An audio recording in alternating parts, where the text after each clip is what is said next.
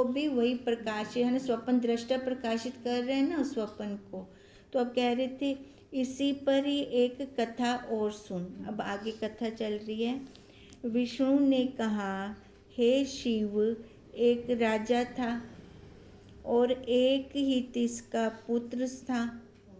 सो बालपन में मेरी उपासना करता था। बैठते उठते, खाते पीते, सोते जागते सर्वकाल में विष्णु विष्णु कहता था और राज विद्या आदि कुछ सीखता नहीं था। अब वो कहाँ पे ज़्यादा पुरुषार्थ कर रहा है अपना, है ना, अपने आधार में वहाँ पुरुषार्थ कर रहा है, राज विद्या के संसारिक कामों में नहीं कर रहा। पिता ने कहा, हे पुत्र, जब मैं शरीर त्यागूंगा तब राज्य कौन करेगा? भी तू तो उधर ध्यान नहीं देता। सर्वकाल में विष्णु विष्णु कहने और भूत के समान तिसके पीछे दौड़ने में क्या लाभ है? पिता पुत्र को कह रहे हैं, जो कोई किसी का नाम ले बारंबार बुलाते हैं वह क्रोध करता है। तो बार बार मेरे को क्यों सरदे बैठे? तिसका तू दिन रात्रि नाम लेता है, क्या वह क्रोध ना करेगा? किंतु करेगा ही। हे पुत्र, विष्णु शब्द जो वाचक है सो किस नामी वाच्य अर्थ का वाचक है, यह तुझको विचार करना चाहिए। अब देखो पिता क्या कह रहे हैं, भी एक शब्द तू जिसको बार बार बुलाएगा उनको क्रोध आएगा। अब तू विष्णु शब्द बार बार बोल रहा है तो उनको भी क्रोध आएगा। फिर अब पिता कह रहे हैं, विष्णु शब्द जो वाचक है ना, कहने के लिए ना वाचक है, सो किस नामी वाच्य, किसके लिए कहा गया है? वाच्य अर्थ वाचक, उसका अर्थ ले, है ना। विष्णु खाली वो नाम को आकार को ना बुला, उसका अर्थ है वह तुझको विचार करना चाहिए। विष्णु सत चित आनंद व्यापक वस्तु का है, कोई आकार वाले का नहीं है। सोई बुद्धि आदिकों का साक्षी आत्मा तेरा स्वरूप है। तो उसको बुलाने की क्या जरूरत है? पिता का कहने का मतलब ये है, ठीक है। अपने आप में देख, वो किसी आकार को मत देख तू। सो अपने ऐसे स्वरूप की प्राप्ति वास्ते जंगल में जाना और आत्म विचार बिना और उपाय करना, पुनः पुनः अपना नाम लेना लज्जा का काम है। देखो विचार तो किया नहीं, है ना, स्वरूप की प्राप्ति वास्ते जंगल में जाना और आत्म विचार ना करना और उसके लिए उपाय करना स्वरूप प्राप्ति के लिए। अब देखो प्राप्त के क्या प्राप्ति करें, वो तो पहले से क्या उपाय करें? पुनः पुनः अपना नाम लेना। वो कह रहे हैं विष्णु तो तू स्वयं में, तू खुद देख उनको अंदर, ठीक है। अब वो तो बाहर प्राप्त करने के लिए जा रहा है, तो ये लज्जा का काम है। हे पुत्र, विष्णु तेरा आत्मा है। जो तू विष्णु को अपने आत्मा से पृथक जानेगा तो विष्णु अनात्मा सिद्ध होगा। है तो हम सबकी आत्मा, अगर हम उसको बाहर ढूंढ रहे हैं तो इसका क्या मतलब है? आकार के अंदर ढूंढ रहे हैं ना, तो आकार तो अनात्म है ना, वो आत्मा तो है नहीं। आकार देखो, आत्मा इसलिए नहीं है क्योंकि वो आने जाने वाला है। एक पल है तो दूसरे पल नहीं है। सो तेरी भक्ति का लक्षण सिद्ध ना होगा भी तो अगर अपने से अलग जानेगा उसको। इस प्रकार विद्वान पिता ने अनेक रीति कही, पर पुत्र वैसे का वैसा ही रहा। अब ये असर कब होता है? जब अपने आप जब करेगा। हाँ किसी कहने से नहीं, किसी के कहने से नहीं होता। जब तक अपनी नहीं जब अपना विचार चलता है तब होता है ये। कुछुक काल पाकर तिसका पिता कालवश हुआ। पीछे शत्रुओं ने राज्य ले लिया, पर राजा के पुत्र को कुछ हर्ष शोक नहीं हुआ। मेरे स्मरण में ही उन्मत्त रहा। हे शिव, मैं तिसके पास गया और कहा, हे पुत्र, तू राज्य कर और प्रजा के पालन का बंदोबस्त मैं करूँगा। अब ये विष्णु भगवान जी कह रहे हैं भी उसको कोई हर्ष शोक नहीं हुआ, वो मेरे नाम जप में वैसे का वैसे लगा रहा। अब कुछ काल के बाद मैं खुद गया, विष्णु जी कह रहे हैं। और विष्णु जी क्या कह रहे हैं कि हे पुत्र, तू राज्य कर, प्रजा का पालन का बंदोबस्त मैं अपने आप स्वयं करूँगा। उसने कहा, मैं तेरी भी चाहना नहीं रखता, तो राज्य की क्या बात है? तुझसे विशेष क्या वस्तु है जो मुझको त्याग कर, तुझको त्याग कर उसको लूँ? अब क्या कह रहे हैं वो बालक भी, मैं तेरी भी चाहना नहीं रखता, विष्णु भगवान जी को, है ना, चाहना नहीं रखता। मतलब मेरे को ऐसा भी नहीं है कि आप आओ और मेरे को कोई फल दो, कोई वरदान दो। हाँ, भी ऐसा भी मेरे मन के अंदर नहीं। तो हमारा होता है ना, भगवान जी से हम ये मांग लें, ये मांग लें, है ना, तो ऐसा भाव भी नहीं है मेरे अंदर। तो और राज्य की तो बात ही क्या है? तुझसे विशेष क्या वस्तु है जो तुझको त्याग कर उसको लूँ?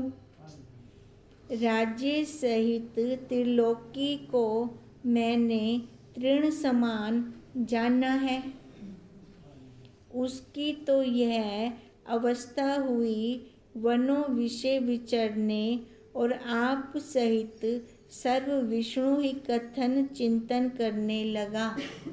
अब देखो, जप करते करते करते ना कब हमारे अंदर के द्वार खुल जाते हैं हमें कुछ नहीं पता चलता। अब पहले पिता समझा रहे थे ना, तू बाहर कहाँ जाएगा, नाम जप अपने आप का कर रहा है, क्यों कर रहा है ना। पर उन्होंने मतलब उसको त्यागा नहीं ना बेटे ने, वो वैसे के वैसे ही रहे ना, जाप वो करते रहे।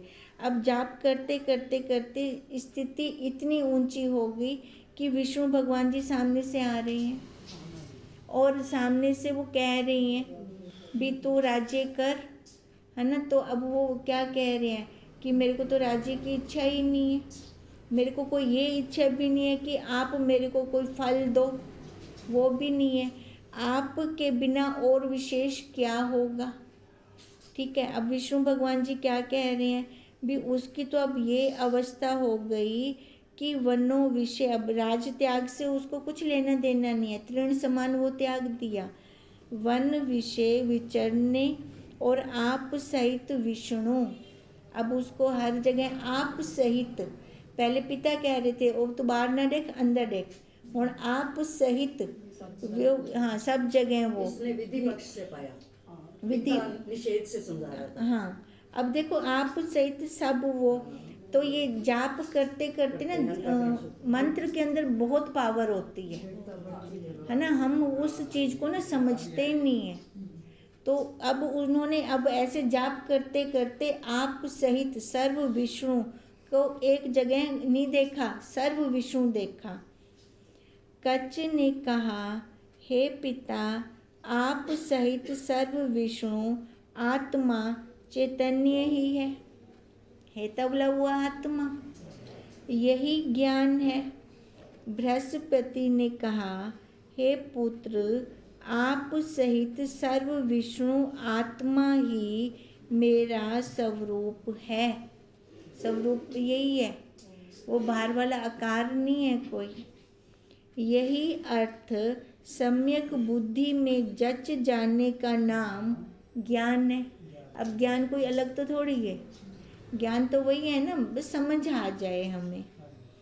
यह पूर्वोक्त अर्थ बुद्धि में नहीं जचता और विष्णु शिव आदिकों को अपने आत्मा से पृथक मान के इसका नाम और स्वरूप कथन चिंतन करने का नाम भेद उपासना है। अगर आप सहित सर्व विष्णु बुद्धि के अंदर नहीं जचता है ना, तो उनको हमने अपने से अलग मान लिया, ब्रह्मा विष्णु महेश को अलग मानकर उनकी उपासना की हमने, भी बाहर से हमें कुछ मिलेगा, ठीक है, तो इसका नाम क्या है? भेद उपासना।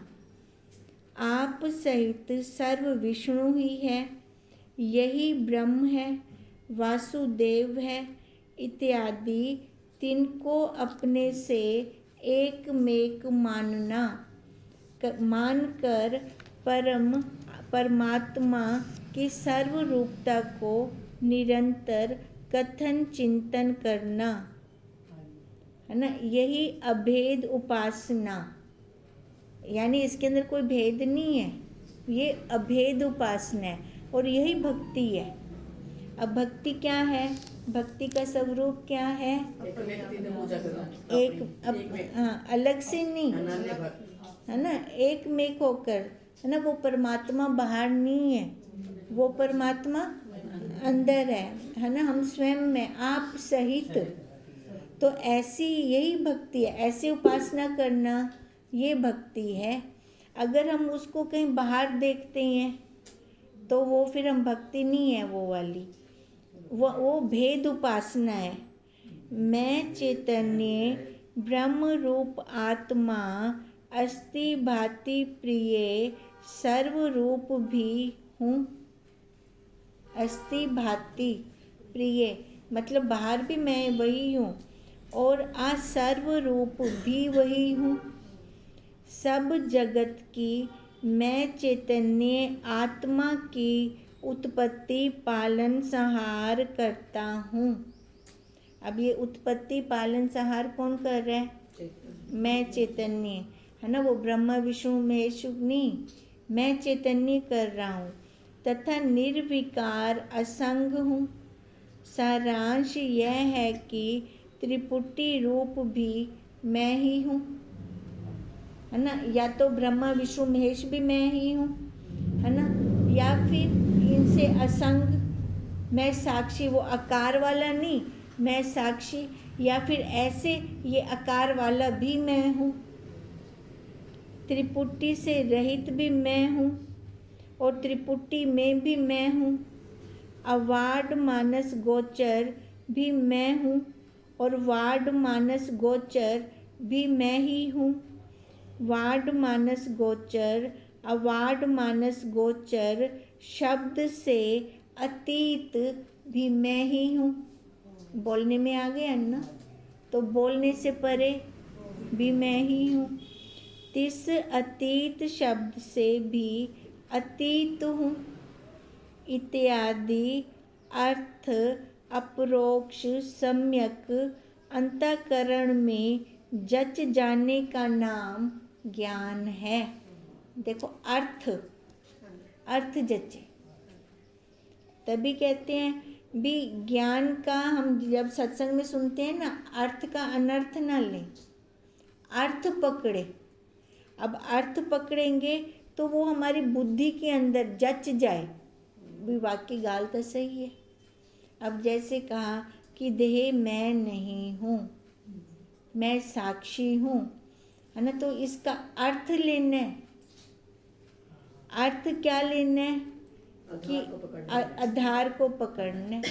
या फिर ऐसे हम बात करते हैं कि जैसे सामने कोई उपाधि आए वैसी ड्रेस डाल लें, वैसी ड्रेस ओढ़ लें, उसके चले जाने के बाद वो ड्रेस उतार दें, है ना। अब इसका अर्थ लेना है अर्थ क्या लेंगे? आधार को हटा देंगे, आधार को पकड़ लेंगे, बच्चा आया, को हटा देंगे। उस टाइम माँ बन गए, उस टाइम बन गए, है ना। बच्चा चला गया, अपने स्वरूप में आ गए, है ना। इसके लिए हमें अलग अलग ड्रेसें नहीं सिलवानी।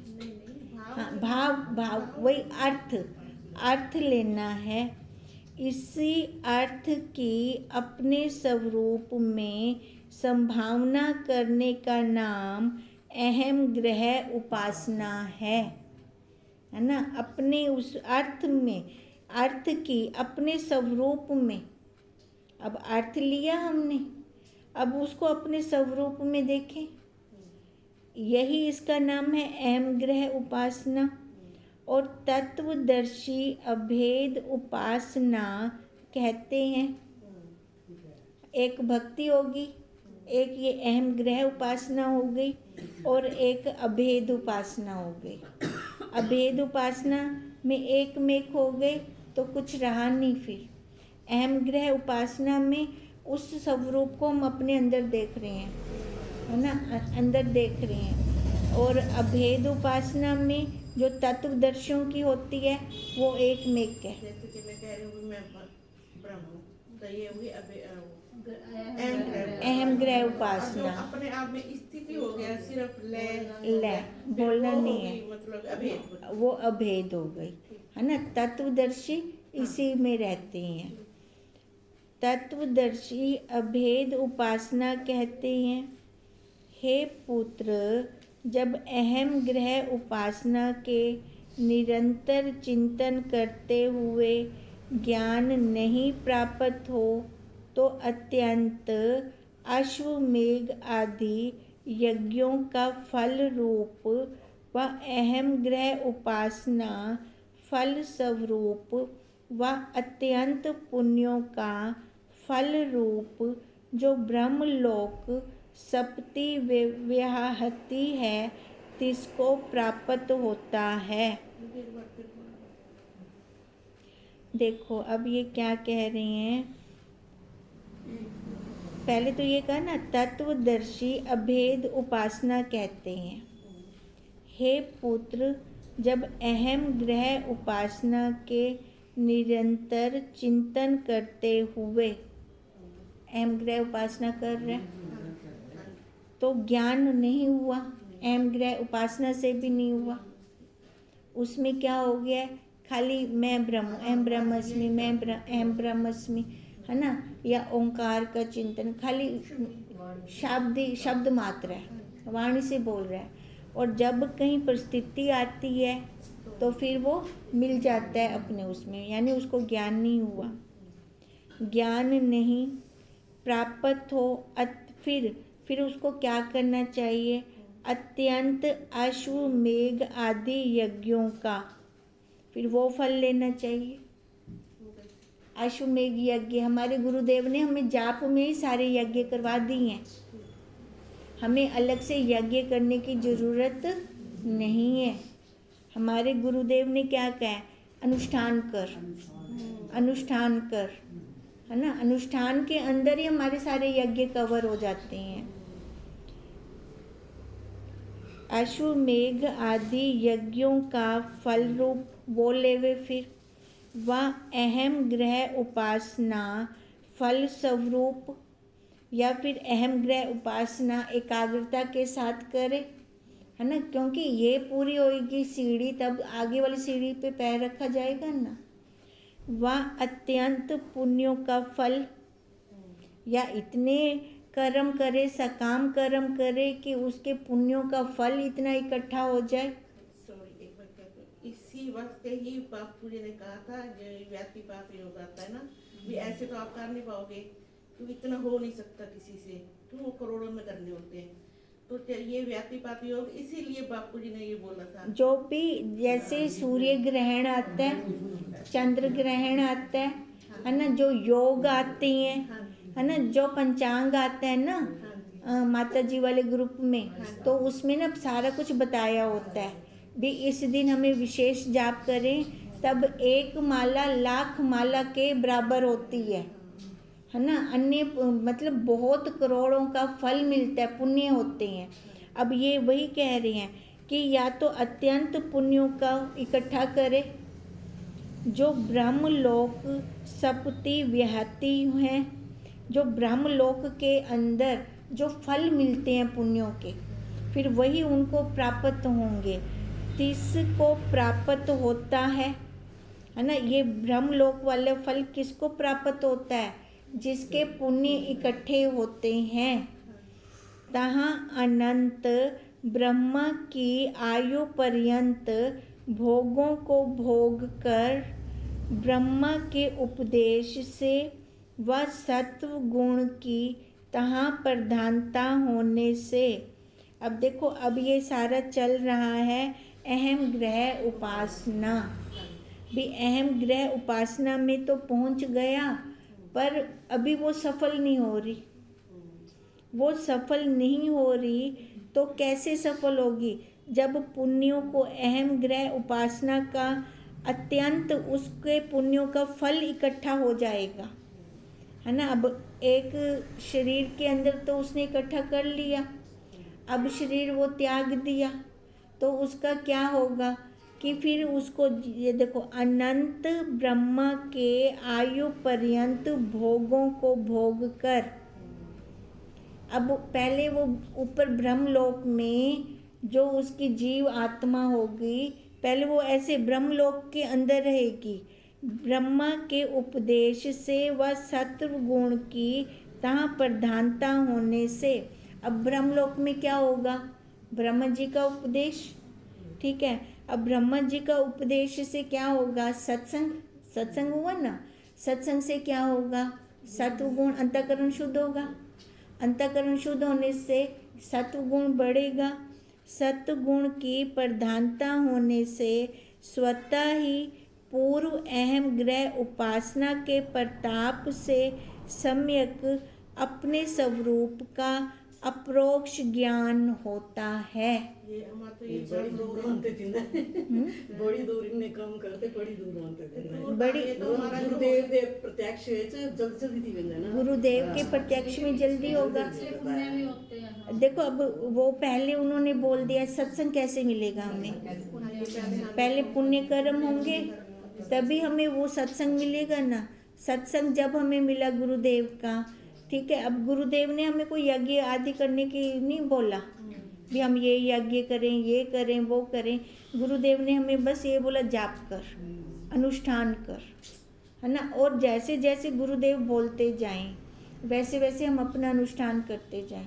अब पता नहीं इससे गुरुदेव ने कितने अनुष्ठान करवाए होंगे, नहीं बता सकती।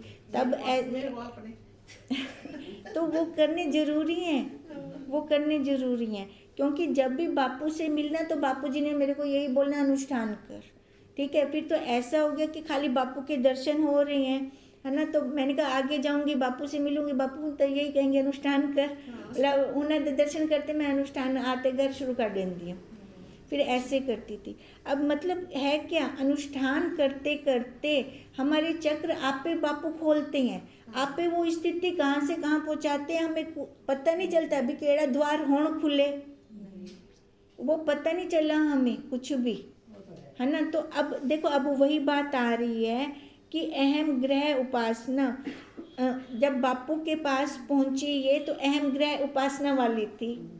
उस टाइम अहम ब्रह्म अस्मि का जाप इसका चलता था। तो उस टाइम बापू, तब मैंने एक बार बापू के मुख से सुना था, बापू कहते कोई एक बार अहम ग्रह उपासना वाला मेरे को कोई मिल जाए फिर मैं उसको आप पे चलाऊंगा। तो ये बात ना मेरे बुद्धि के अंदर बैठ गई थी। फिर पहले अहम ग्रह उपासना नहीं पता था मेरे को, अहम ग्रह उपासना कहते किसको है। जब हो रही थी, हाँ, हो रही थी पर पता नहीं था भी ये अहम ग्रह उपासना है। फिर अहम ग्रह उपासना की खोज की कि उसको कहते किसको है। फिर वो खोज निकाली तो पता लगा भी जड़ा चलता पे तेरा अहम ग्रह उपासना है। फिर उसके बाद बापू का वो शब्द आज तक बुद्धि के अंदर है। फिर लगा कि नहीं, अब तू पकड़, सीधा चल, जैसे बापू बोलते हैं वैसे करती जाओ, आप पे तेरे को जैसे। अब बोल ही दिए।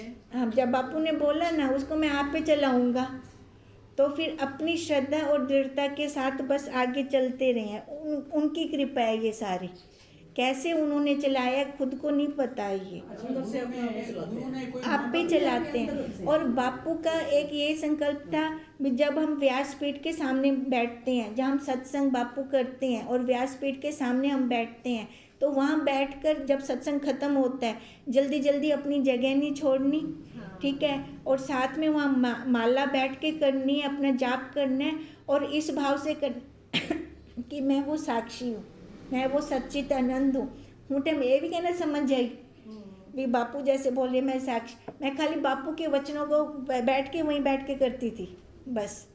अब वही का फल अब देख लो, अब समझ में आता है कि ये शास्त्र कैसे खुलते हैं, है ना, अपनी बुद्धि से नहीं खुलते, ये गुरुदेव की बुद्धि से खुल रही हैं और वही करवाने वाले हैं ये सारा कुछ।